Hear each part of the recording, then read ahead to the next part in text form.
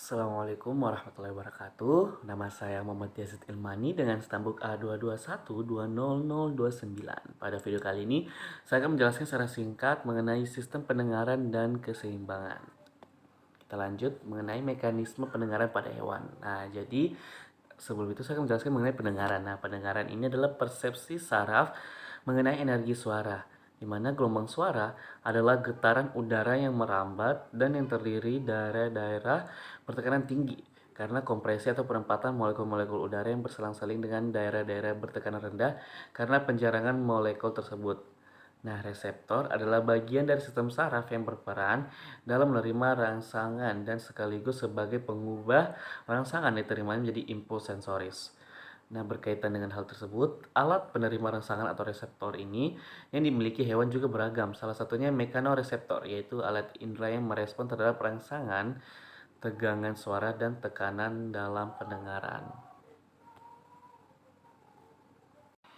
Selanjutnya mengenai sistem pendengaran, yaitu telinga. Nah, telinga ini terdiri dari 3 kompartemen, yaitu pertama telinga bagian luar, kedua telinga bagian tengah, dan telinga bagian dalam. Nah, pertama itu mengenai telinga bagian luar, yaitu pada ikan dan amfibi tidak terdapat telinga bagian luar, tetapi ada pada reptil seperti kadal dan buaya.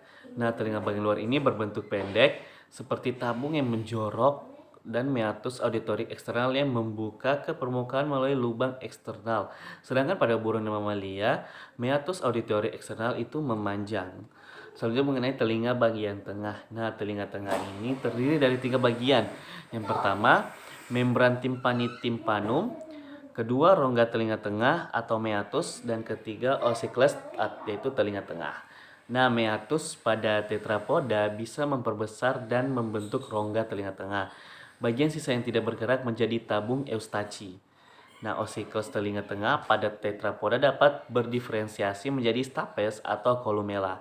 Nah, columella ini apa? Columella merupakan turunan dari himondibula, yaitu berfungsi sebagai suspensi rahang pada ikan. Pada beberapa amfibi, reptil, dan burung, stapes itu berujung dengan ekstensi yang bersifat kartilago ekstrakolumella, yang dimana yang merupakan derivasi dari lengkungan hyoid yang berada di permukaan bawah timpanum. Nah, pada mamalia ada 3 tulang telinga tengah, yaitu ada stapes, incus, dan malleus, yaitu adalah derivat dari tulang kuadrat dan tulang artikular. Yang terakhir mengenai telinga bagian dalam. Nah, telinga bagian dalam ini terdiri dari aparatus vestibular dan ruang perilimpatik. Nah, pada mamalia lagena membentuk koklea melingkar. Koklea ini terdiri dari 3 saluran cairan melingkar. 2 saluran perilimpatik adalah skala vestibuli dan skala timpani, dan kanal melingkar.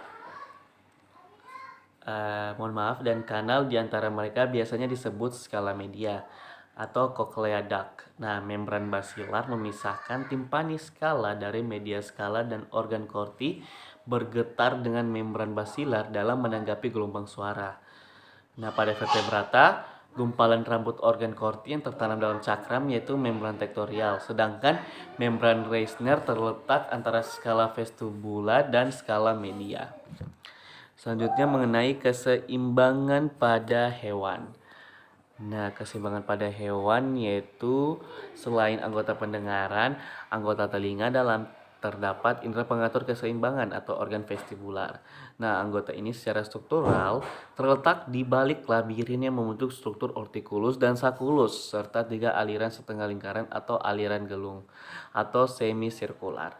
Nah, kelima anggota ini di sini mengatur keseimbangan tubuh dan memiliki sel rambut yang akan bertemu dengan para anggota lain dari saraf pendengar. Jadi itu video penjelasan singkat dari saya mengenai sistem pendengaran. Mohon maaf bila ada kekurangan. Saya akhiri dan saya ucapkan terima kasih. Sekian, wassalamualaikum warahmatullahi wabarakatuh.